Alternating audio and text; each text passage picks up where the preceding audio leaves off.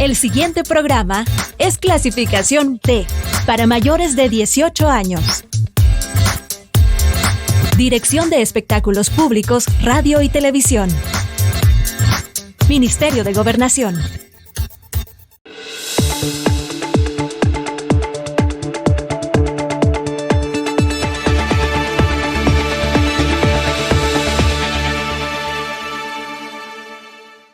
Bienvenidas y bienvenidos a una edición más de Temas y Debates con Ricardo Sosa. Hoy el tema, la situación de los excombatientes y veteranos de guerra del conflicto armado. Parece mentira, pero prácticamente a 31 años de finalización del conflicto armado, la sociedad salvadoreña sigue abordando estas temáticas que en nuestra opinión son relevantes. Son personas que por diferentes motivos estuvieron durante el conflicto armado ofrendando sus vidas. Muchos de ellos son lisiados del extinto conflicto armado y la sociedad salvadoreña tiene que atender estas condiciones. Por eso nos ha parecido relevante poder hacer un repaso, una actualización de cuál es la condición y el estatus de las personas que se encuentran en estos segmentos. Para ello me acompaña el profesor José Antonio Amaya, quien es el presidente actual de esta amplia representación de veteranos, de excombatientes, oficiales, subalternos, personal administrativo, de tropa, y que ahora, en pleno 2023, se encuentran unidos buscando los beneficios. Profesor, gracias por aceptar mi invitación y poder compartir de este tema que parece que algunos en la sociedad salvadoreña ya no lo quieren abordar, pero que desde nuestra óptica es importante que lo posicionemos, que lo expliquen, para que todos y todas podamos resolver de una vez por todas esta situación. Bueno, muchas gracias por darme la oportunidad y un saludo a todos los miembros veteranos de la Fuerza Armada, de baja y también de alta, porque la verdad es que siempre nos une haber estado en la Fuerza Armada, vivir también. Y también un saludo a los excombatientes también y al pueblo salvadoreño en general.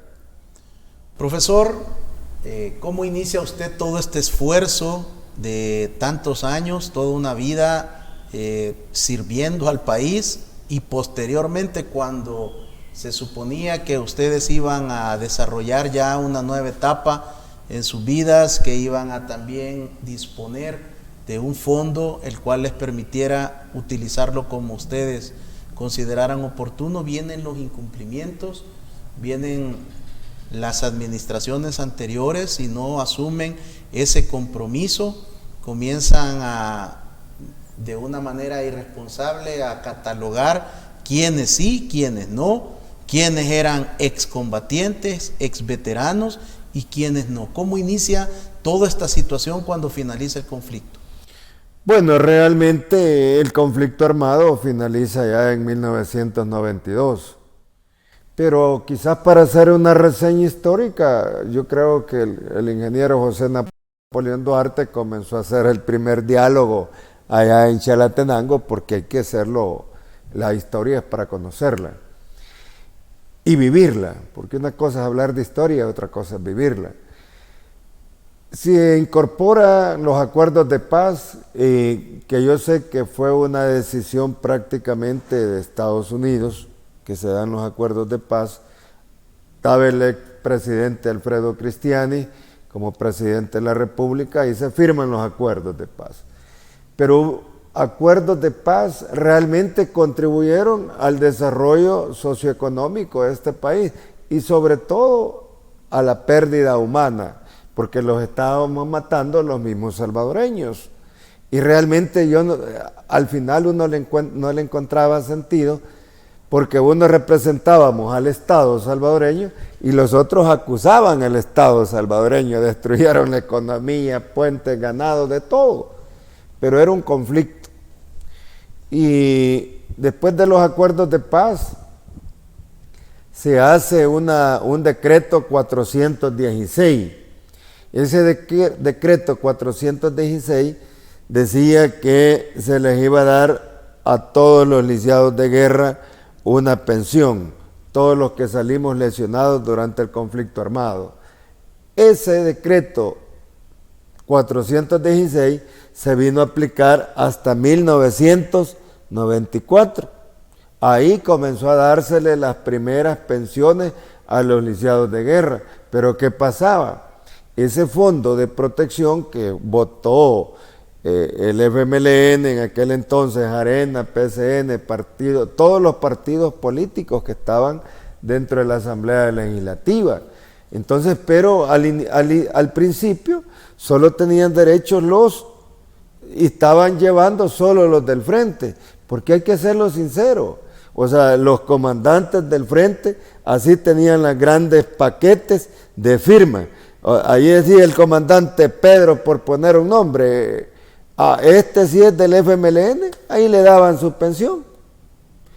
Aunque le hayan volado la mano, bolo o qué sé yo, pescando, lo que sea, pero si el comandante decía, ahí le daban su pensión en el fondo del lisiado. Y solo decía el comandante Salvador Sánchez Serén, le daba la firma, porque ahí está, no estoy mintiendo, ahí está la firma de Sánchez Serén, ahí está la firma de Nidia Díaz, de todos los comandantes del frente. Así ve, en el fondo del lisiado. Y para nosotros de Fuerza Armada no. Desgraciadamente el alto mando de aquel momento se los vio a todos los lisiados de guerra como una carga del Estado, y el alto mando de aquel momento se despreocupó. Y hay que hacerlo, que me disculpen los señores jefes de aquel momento, pero no lo estoy haciendo, sino que lo estoy haciendo por realidad. Entonces, comenzamos a hacer la organización, y por eso la organización le hicimos Asociación de Oficiales Superiores Subalternos, Tropa y Administrativos de Fuerza Armada, y comenzamos a trabajar en el 2006, y comenzamos a trabajar. Entramos el 2006, el 2007, porque ese fue un propósito que este servidor se hizo con el mayor Alvarado, de formar parte de esa junta directiva de FOPROLIC, Fondo de Lisiado. ¿Por qué? Porque salimos a la defensa de la lucha de los derechos de los lisiados de guerra de Fuerza Armada. Y así fue. Ahí fue donde comenzamos a ver que hubieran comisiones de excepción, las otras comisiones, porque como hay que pedir la constancia de lesión, la constancia de alta y baja y todo eso. A tal sentido que a puras luchas de calle, con el esfuerzo de todos los que me acompañaron a las marchas, pues hombre, al final logramos que se compraran vehículos, que se andábamos alquilando. Yo me acuerdo que en aquel momento el ministro René Figueroa, que era el ministro de Gobernación, Japón iba a dar la donación para la construcción del edificio del Fondo de Lisiado, y querían la contraparte, que eran $44,000. Y fuimos a hablar con René Figueroa, y René Figueroa al principio no, pero al final dijo, sí, aquí está esta plata para que hagan como contrapartida, para que Japón diera y así fue como se hizo el edificio, el Fondo de Protección, ahí donde era el ex ministro de Trabajo, el Ministerio de Trabajo. Entonces, hemos venido luchando, después de eso se compraron vehículos, se contrataron los vehículos, era para que un equipo de psicólogos, equipos de médicos salieran a visitar a todos los lisiados de guerra. Hubo un convenio con el Hospital Sacamil, luego con el Hospital Militar para que se atendieran a los lisiados. Pero sucede esto es como una prehistoria de todo lo que hemos venido haciendo. Y a tal grado, pues se alquiló un hotelito para aquellos lisiados de guerra que tenían su consulta en el Hospital Sacamil o en los diferentes hospitales, que les agarraba la tarde para que se quedara. Luego vimos que se les daba viáticos a todo eso. Luego, en el gobierno del expresidente Francisco Flores, se dio un fideicomiso que el licenciado Francisco Flores dio ese fideicomiso. Cuando llegó el FMLN, le creó un departamento de créditos con esa plata y se les dio los créditos a los lisiados de guerra. Es una historia bastante grande. El punto que se logró crear beneficios, a unos sí, a otros no, pero al final de todo se creó una comisión técnica evaluadora y todas las evaluaciones pasaban por esa comisión, había una subcomisión también, y así hemos venido trabajando en funcionamiento del desarrollo social económico para los lisiados de guerra.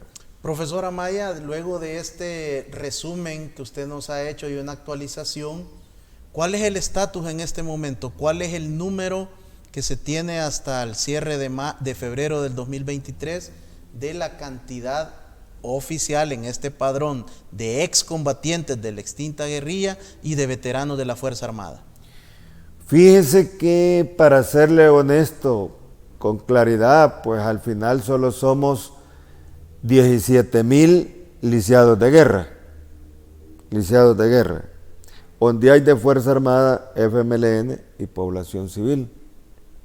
17,000, que esos son los que pasan. Ahora, todo ese incremento se dio a través que presentaron sus constancias de lesión. Ese es el universo del lisiado.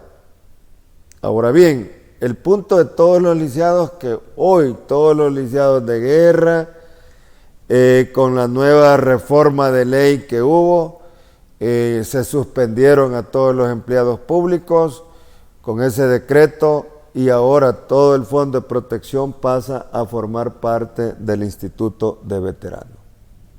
Por eso es que he querido apartar solo lo que es lisiado y posteriormente agarramos lo que es el tema de veteranos. Pero en sí, nosotros los lisiados de guerra, lo que hemos perdido, y así honestamente, lo que se perdió fueron los viáticos. Los viáticos, ya no van a haber viáticos. Eso es algo que el departamento de créditos que teníamos como Fondo de Protección pasa al INAVE. De alguna forma sí hemos perdido algunos derechos como lisiados de guerra. Los lisiados de guerra, en esta clasificación que usted nos ha expuesto, ¿cuánto están recibiendo ahora mensualmente de dinero? Fíjese que todos los lisiados de guerra, lo que pasa es que hay una diversidad de formas. ¿Por qué en esto? Como la pensión está tipificada en base al grado de discapacidad. Si ya llega el 60%, llega total, llega como a $450 la pensión. Y así dependiendo del grado de discapacidad, pero la pensión mínima es de $150. De ahí andan 370 en cuanto a los lisiados de guerra. Pero la pensión, aclaro y repito, es en base al grado de discapacidad que da la comisión técnica de los médicos interconsultores que se les mandan a los diferentes especialistas. Ahí hacen la tabulación del grado de discapacidad y en base a eso se le asigna la pensión. ¿A dónde reciben ustedes la atención médica? Porque es de entenderse que los servicios que ustedes requieren son de especialistas, son de profesionales con una serie de competencias y de especialidades y subespecialidades por las mismas lesiones. Fíjese que nosotros prácticamente hemos hecho un convenio, digo como Fondo de Lisiados, se hizo un convenio con el Hospital Militar, luego hay otro convenio ahí con la red hospitalaria a nivel nacional, y como hay un programa y ese es convenio, entonces si yo me ven en el Hospital Militar por mi lesión, entonces el hospital da la atención y el Fondo de Protección paga todos los medicamentos, todo lo que se le aplica al lisiado de guerra. Lo mismo en la red hospitalaria, en los hospitales, en el Sacamil, en el Rosales, en el San Juan de Dios de San Miguel, en todo, en base a lo que le aplican de medicamentos al beneficiario, así se le paga al hospital, con fondos propios del Fondo de Protección. En el caso de los lisiados de guerra, ¿ustedes tienen conocimiento de personas que quedaron fuera, siendo lisiados, teniendo la evidencia por diferentes lesiones en diferentes partes y porcentajes del cuerpo? Sí, tenemos. Bueno, de parte de Fuerza Armada tenemos un montón de personas. Y es que el problema es que la ley se hizo y hay algo que dice ahí que tiene que decir en la constancia de alta y baja en actos del servicio. Y en aquel conflicto armado que vivimos, el señor oficial, el cadete, el teniente, capitán, lo que sea, en aquellos momentos del conflicto, como no se sabía que iba a haber un beneficio para él, entonces no le pusieron que eran actos del servicio, sino que fue lesionado y punto. Y a esa gente si tiene problemas, por ejemplo, las personas que pertenecieron al Departamento de Inteligencia del Estado o a inteligencia y contrainteligencia que lo fregaron en el conflicto armado, pero no dice la constancia que fue en actos del servicio, esa gente está fuera y no debería de ser así. Para los lisiados de guerra, ¿cuáles son los esfuerzos actuales de su organización, si es que existen todavía esfuerzos y gestiones? Bueno, los esfuerzos nosotros estamos, en primer lugar, el pago de la pensión. Segundo lugar, que se sigan dando los proyectos productivos, que se siga dando los créditos y que sobre todo pidiendo lo que es la salud integral. ¿Por qué razón? Tenemos muchos lisiados de guerra con enfermedades terminales y que sí necesita la diálisis, necesita todo. En este sentido, yo le pido al señor presidente de la República y comandante general de la Fuerza Armada que él interponga sus buenos oficios ante el señor ministro de Salud Pública para que el señor ministro de Salud Pública pueda crear hemodiálisis en todo el país porque se está incrementando. El Hospital Rosales está topado y está topado porque también ahí vamos los profesores también a Rosales y nosotros los profesores cotizamos, deberíamos de tener en un hospital privado, porque el Hospital Rosales fue creado para las personas que no cotizan, para la población en general. Entonces le hago el llamado al señor presidente, en nombre del sector que yo represento, bueno, que tengamos una mesa de alto nivel para tratar la salud integral de nuestro sector, ya que nosotros, mucha gente ya está entrando en lo que es la etapa de la tercera edad. Cuando un lisiado de guerra del pasado conflicto armado fallece, este monto, este valor económico, dependiendo del porcentaje de la lesión en el cuerpo, lo hereda a la compañera de vida, esposa o hijos. Es correcto, gracias a Dios y gracias por la pregunta. Cuando nosotros vimos, como asociación, que falleció un montón de lisiados de guerra, y ahí llegaba la pensión. Al fallecer, ahí terminaba. ¿Qué hicimos eso?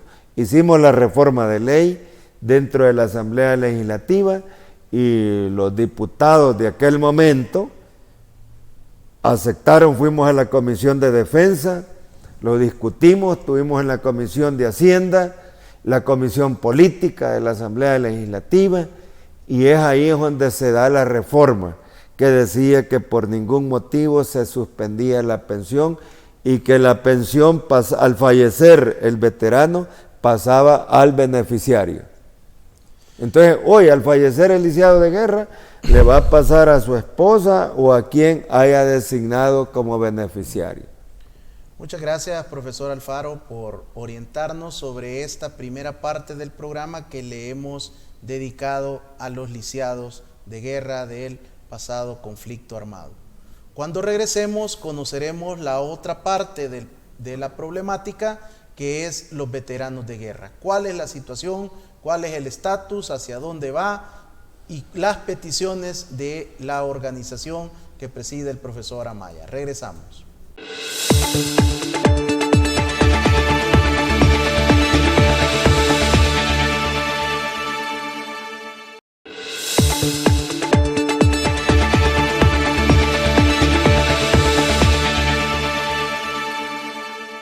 Muchas gracias por continuar en nuestra sintonía. Hoy un tema que estamos posicionando en señal abierta, señal nacional de televisión, cables y multiplataformas de redes sociales. Los veteranos del conflicto armado, los lisiados de guerra, los excombatientes, finalmente después de 3 décadas se unen y ahora están consolidados para buscar los beneficios y continuar las diferentes gestiones a nivel del Estado salvadoreño para lograr algún tipo de beneficios, de apoyo y continuar estos esfuerzos de unidad. Nos acompaña el profesor José Antonio Amaya, quien es el presidente de este conglomerado donde están asociados pues oficiales del nivel superior, oficiales subalternos, tropa, personal administrativo que están desarrollando toda esta gestión. Profesor Amaya, los veteranos de guerra en otros países pues realmente son honrados, es un honor haber brindado el servicio militar, y si tiene una situación de lesión permanente pues tienen otro tipo de beneficios. ¿Cuál es la situación de los veteranos de guerra, a quienes saludamos desde esta tribuna, desde este foro, porque dieron su servicio a la patria, a nuestra nación, y ahora las futuras generaciones cosechamos parte de estos esfuerzos de buscar una paz permanente por el sacrificio y las vidas que ofrendaron, mientras muchos de sus dirigentes de ambos lados ahora disfrutan de las riquezas, disfrutan del retiro, disfrutan de grandes negocios, pensiones, y ustedes los dejaron prácticamente en el olvido. Mire, fíjese que qué buena la introducción y la pregunta. Es que el punto es lo siguiente, haciendo una pequeña reseña histórica. En el gobierno del expresidente Mauricio Funes, todos los municipios de extrema pobreza los metieron a la gente del frente, y los de Fuerza Armada quedaron afuera. Mire qué bonito. En segundo lugar, en el periodo de Mauricio Funes dio a través de Sánchez Serén la indicación que se realizara un censo, pero solo para los del FMLN. Cuando nos dimos cuenta nosotros de eso, comenzamos a cabildear en Casa Presidencial, y con el doctor Alexander Segovia, que era el secretario técnico de la presidencia, lo reunimos y comenzamos a presionar y comenzamos a dialogar, y es ahí que yo ya era el coordinador, y como coordinador enfrentaba al doctor Segovia. Entonces, y le dije, bueno, ¿y los de Fuerza Armada dónde estamos? ¿Estamos pintados o qué? Entonces necesitamos sacar un censo. ¿Cuántos somos? Y así es como se realiza el censo de los veteranos de Fuerza Armada en los 14 departamentos. Se realizó el censo. Después de que se realiza el censo, comenzaron a darle a todos los señores de 70 años. Entonces comenzamos a hacer las marchas, y les decía yo, bueno, y cuando fuimos al conflicto armado, no vieron edad. Lo que vieron era que estábamos hipotes para ir a dar los duros al conflicto armado. Y es así cuando hubo una comisión en gobernación que fue manipulada por el FMLN. Y el FMLN heroicamente ni votó por la ley de veteranos. Bien, no votó. Y fueron los que más salieron beneficiados. Entonces, le reclamé al doctor Segovia, yo enfrente de los medios de aquel momento, y le dije que ese era el nivel de corrupción. Bueno, a las 2 horas me estaban hablando de Capre, que se suspendía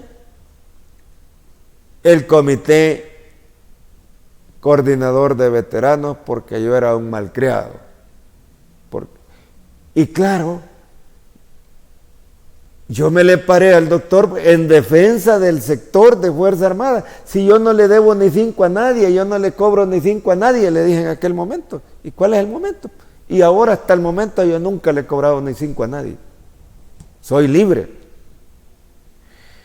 Y me llaman de ahí del Ministerio de la Defensa, en aquel momento,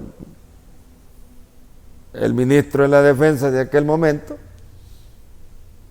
que se hacía una convocatoria al Ministerio de la Defensa, ahí estaba el 2, estaba el 3, ahí estaba todo el conjunto.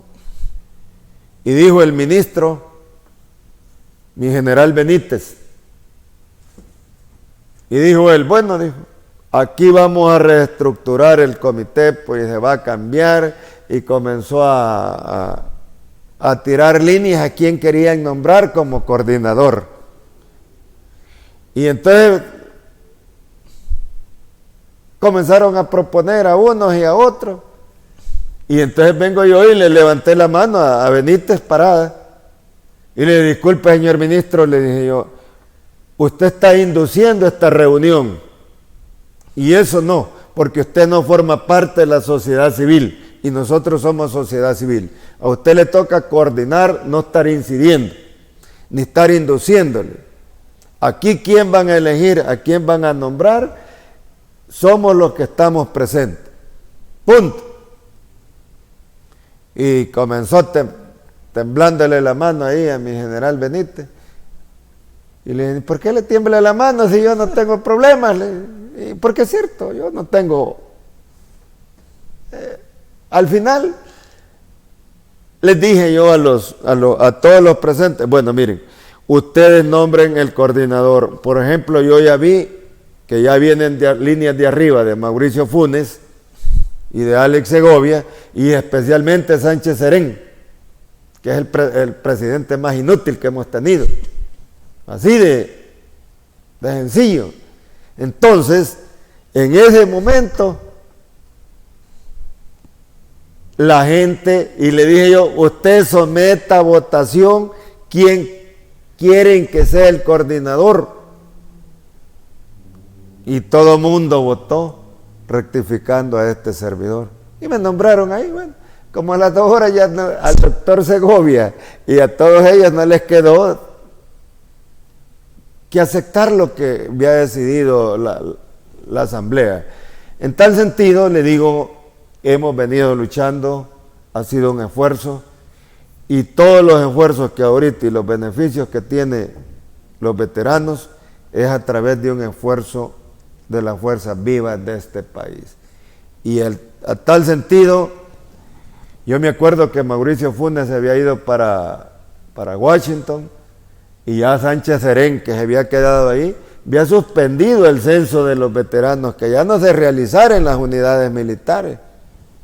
Y me reúno yo con el comité coordinador y vamos donde el señor ministro de la Defensa en aquel momento, Munguía Payés, mi general Munguía Payés, y fuimos, y Munguía Payés de un solo le habló a Mauricio Funes, y Mauricio Funes dijo, espérenme, y el señor ministro de ese momento, Munguía, le dijo, miren, espérense 1 hora, yo voy a hablar con él, y los apartamos ahí, estuvimos esperando a la hora cabal, hablaron que Mauricio Funes ordenaba de que ya ese censo no se podía suspender, y que Sánchez Serén no mandaba, porque el presidente era Mauricio Funes, y se realizó ese censo.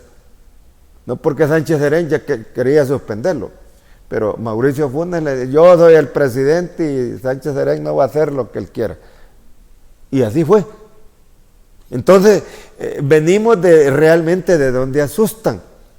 Pero al final de todo, Mauricio Funes, en su campaña Y hay que reconocer, porque lo que es. Así como Paco Flores dio para el fideicomiso, había una deuda histórica para los lisiados de guerra que era de 19 millones de dólares. Y Mauricio Funes con Cáceres y Munguía Payés, al mes de ser presidente, dieron esa plata para que se les pagara a los lisiados de guerra, que estaba esa deuda histórica. Entonces, pero en eso se va Mauricio Funes. Quedan con $50 los veteranos de guerra. Esos $50 dijo de que era una burla, y ahí Mauricio Funes, con todo respeto, la regó. Porque para mí Funes fue mi presidente, porque yo voté por él, porque confié en él, así de fácil. Pero ya con Sánchez Serén yo no voté. Y si volviera a ser presidente Sánchez Serén, jamás, ni en los peores estados que esté, no puedo votar por Sánchez Serén. Así de fácil. Y tampoco hizo nada por los $50. Terminó ese periodo negando y no atendiendo el llamado y todas las protestas que se incrementaron como nunca en la administración del expresidente Salvador Sánchez Serén. ¿Cómo llega el aumento a estos $50?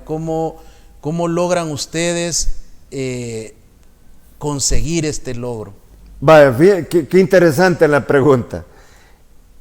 De los $50, cuando el presidente actual era el precandidato a la presidencia de la República, Nayib Bukele, lo dijo en Cabaña, lo dijo en La Unión, lo dijo en Aguachapán, que iba a incrementarle la pensión a los lisiados de guerra y a los veteranos. Al final, la pensión de todos los lisiados de guerra va cuando se incrementa el salario mínimo. Pero en el caso de los veteranos, es de que esos $100, los $50 los incrementó el presidente actual. El 100%, eran 50, el 100%, $100. $100, él lo hizo. Pero hoy le pedimos al presidente que se incremente esa pensión. La ley dice que conforme al estado, el estado financiero, lo puede hacer. Pero mire, señor presidente de la República, si esta gente que ha estado con usted y ha votado por usted, hombre, es el momento que ya viene un periodo electoral. Fuera bueno que antes de que comience el periodo electoral se le incremente esa pensión al veterano. Si el veterano no es enemigo suyo, el veterano es amigo suyo. Y si usted vuelve a reelegirse, el veterano lo va a apoyar, hombre. Entonces, qué mejor que salga ahí, miren, veteranos, les voy a dar tanto.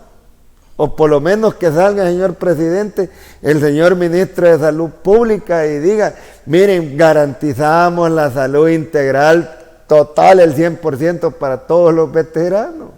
Si el veterano no pedimos las grandes cantidades, pedimos respuesta a nuestra necesidad. Yo así lo veo. Si al veterano, lo que necesitamos nosotros como sector es una atención preferencial, y muy bien lo decía usted. Bueno, si los veteranos de Estados Unidos, los veteranos de Inglaterra, los de Rusia, los de España, tienen mayores prestaciones, porque hay una cultura de servirle al que sirvió al Estado, porque nosotros servimos al Estado y defendimos al Estado. Entonces, todos los impuestos de la empresa privada, y porque empresario es aquel del que tiene un empleado, dos empleados, es empresario. Entonces nosotros lo que le pedimos al señor presidente es de que hay una política social. Y también hoy, al fallecer el veterano, antes como veterano, al fallecer, ahí se perdía también la pensión.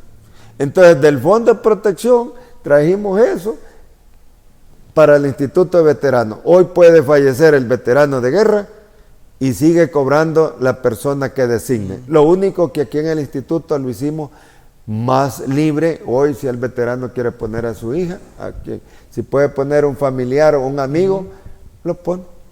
La voluntad del veterano. Pero eso fue una lucha dentro de la Asamblea Legislativa. ¿Hay acercamientos o hay inicios de acercamiento con la administración del señor presidente Bukele para seguir buscando esta ruta de beneficios, de atención? Ya el Sistema Nacional de Salud brinda excelente cobertura y servicios. ¿Cómo van esas gestiones diplomáticas para poder acercarse, profesor?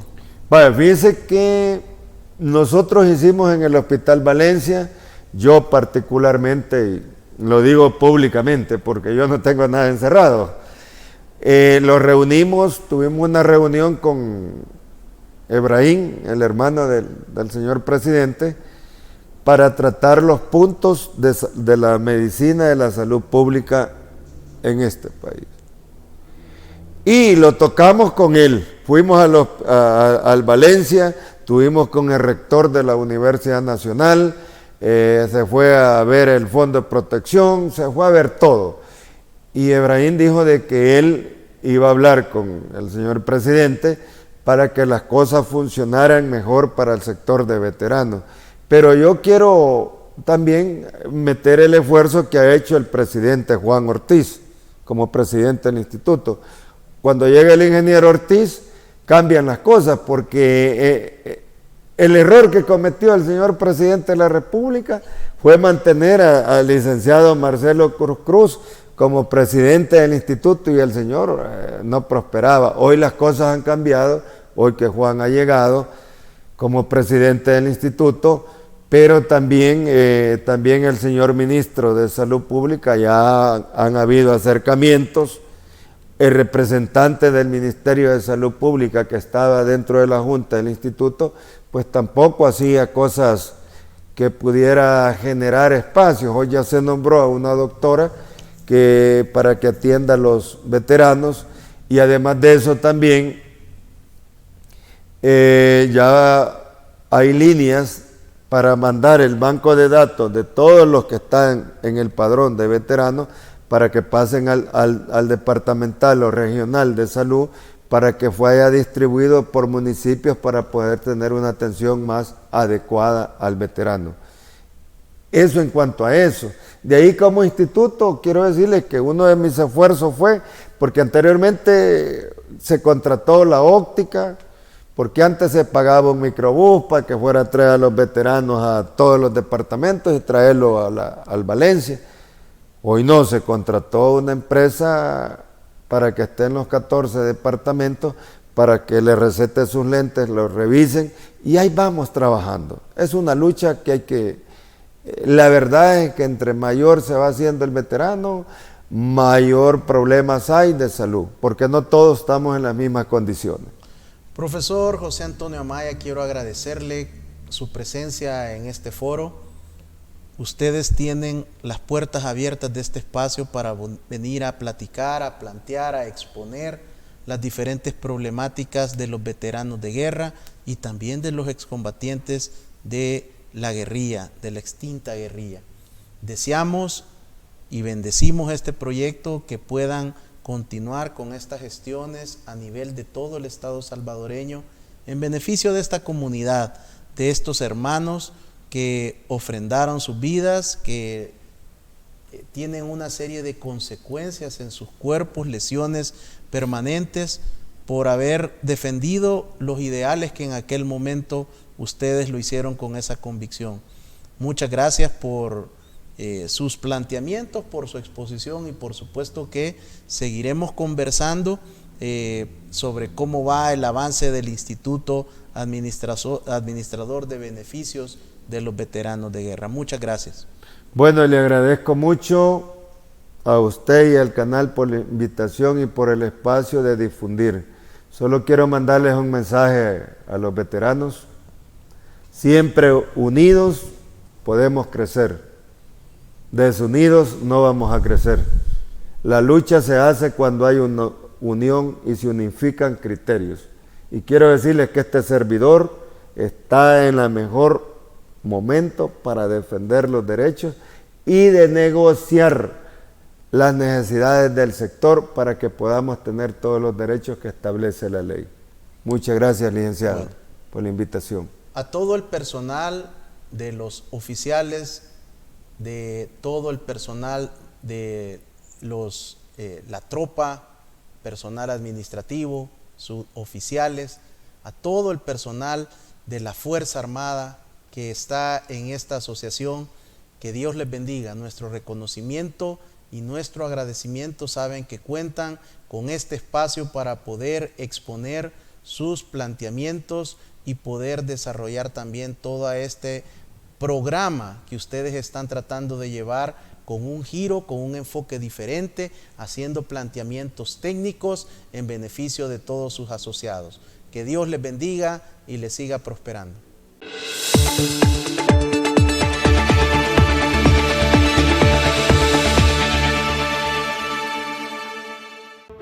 Los conceptos vertidos en el programa anterior son responsabilidad directa de quien los emitió.